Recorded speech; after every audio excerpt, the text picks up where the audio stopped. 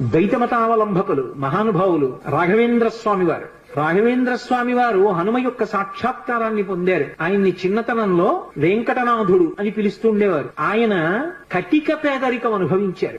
శిష్యులందరికీ కూడా వేదాంత పాఠం చెప్పి దొరికినదేదో అది తినేవారు. ఆయన చరిత్ర గురించి చెప్తూ కొన్ని అద్భుతమైన విషయాలు చెప్తారు. మరి భార్య గారికిట ఒక్కటే చీర ఉండేదిట. ఆ చీర సగభాగం కట్టుకునేవారట, సగభాగం తడిపి ఆరేసేవారట. అవతలది ఆరితే ఆ ముక్క కట్టుకుని ఈ ముక్క ఆరేసుకునేవారట ఆవిడ. అయినా సరే దరిద్రాన్ని పక్కన పెట్టి భర్త గారిని అనుగమించినటువంటి మహాపతివ్రత. అటువంటి తల్లి, ఒక్కగానొక్క కొడుకు, శిష్యులకి వేదాంత పాఠం చెప్పి దొరికితే తినడం, లేకపోతే ఉపవాసం. అటువంటి వారు ఒకసారి ఒక చోటికి శుభకార్యానికి వెడితే ఆయన్ని పిలిచి గంధం తీయమన్నారు. వచ్చిన అతిథులందరికీ గంధం పెట్టడానికి. సూక్త పఠనము అని ఒక మాట ఉంది లోకంలో. పరమ భక్తితో సూక్తాన్ని పఠిస్తే సూక్తాధిదేవత అనుగ్రహిస్తుంది. ఆయన అగ్ని సూక్తం చదువుతూ గంధం తీశారు. తీస్తే